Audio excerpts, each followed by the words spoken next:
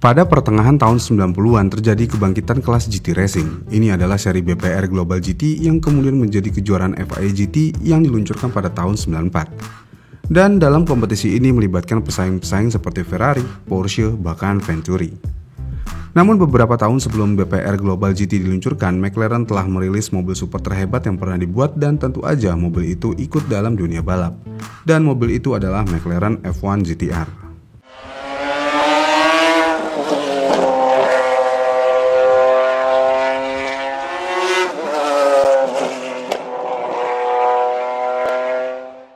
Sekilas tentang McLaren F1. Percaya atau tidak, ini adalah mobil jalan raya pertama McLaren.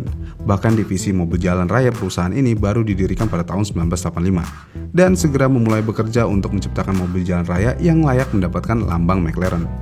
Dan hasilnya adalah, setidaknya menurut banyak orang, ini adalah mobil jalan raya terhebat yang pernah dibuat. Mobil ini dirancang oleh Gordon Murray dan Ron Dennis. McLaren F1 menggabungkan semua teknologi terbaik yang tersedia pada masanya. Dan hal ini menghasilkan sasis monocoque serat karbon yang terinspirasi dari Formula One. Ya walaupun gak di sasis saja, karena sebenarnya sebagian besar mobil ini mengambil keahlian Formula One McLaren. Dan hasil akhirnya mobil ini diluncurkan pada tahun 92. Dan setelah diluncurkan, mobil ini langsung menjadi keajaiban mekanis.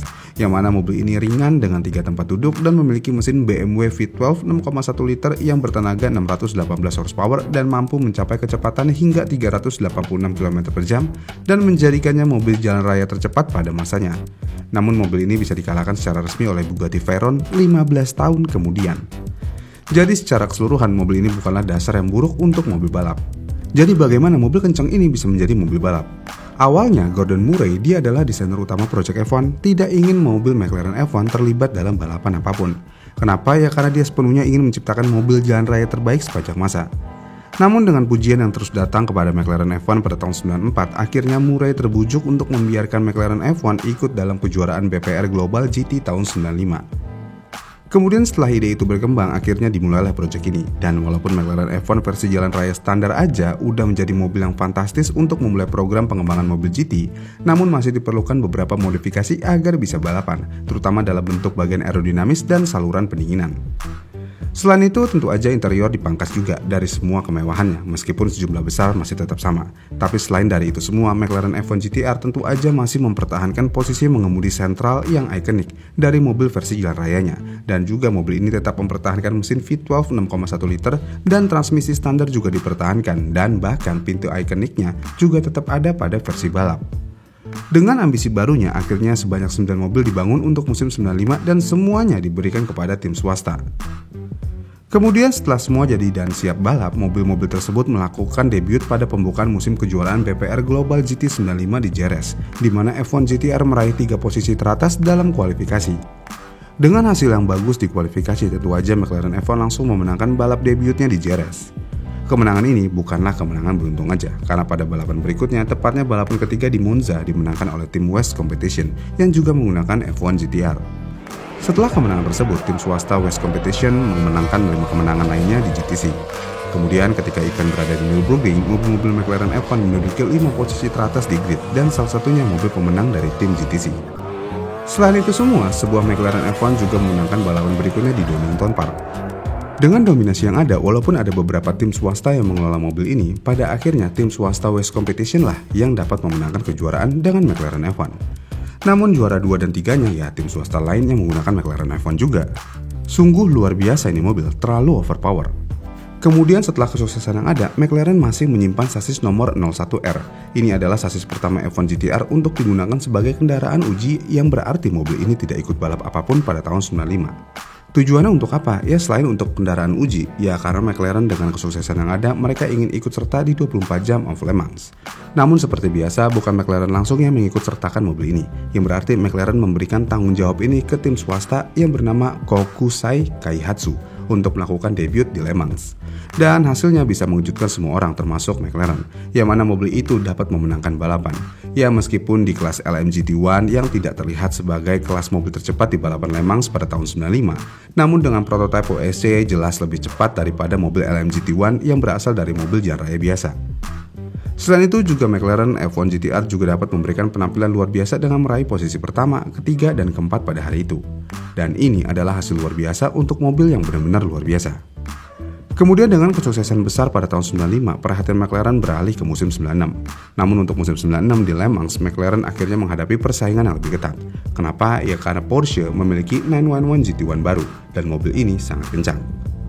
Dengan tantangan yang ada, pada akhirnya McLaren F1 tidak dapat memenangkan balapan Le Mans lagi. Namun mobil McLaren F1 masih berhasil finish di posisi keempat, 5, 6, 8, 9, dan 11. Apakah itu hasil yang buruk? Sebenarnya enggak juga. Malah ini adalah hasil yang mengesankan untuk sasis mobil jalan yang sudah dikonsep lebih dari 5 tahun sebelumnya. Dengan demikian, musim 96 tidak bisa dikatakan sebagai kegagalan total bagi F1 GTR. Karena di luar dari Le Mans nih, McLaren F1 di bawah GTC Competition masih berhasil meraih kemenangan keseluruhan di kejuaraan BPR Global GT. Dan tim Goh memenangkan JGTC dengan McLaren F1 GTR pada tahun yang sama.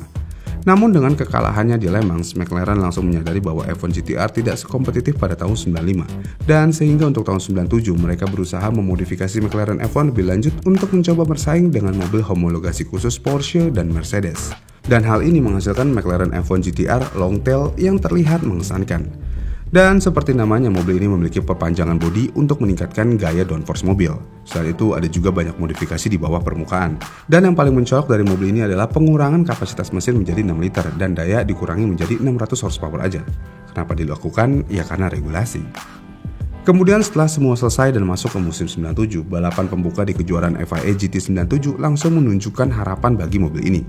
Kenapa? Ya karena F1 GTR yang baru ini berhasil meraih posisi pertama, kedua, dan ketiga, mengalahkan Porsche dan mampu bertahan lebih lama dari Mercedes CLK GTR yang memulai dari posisi pole.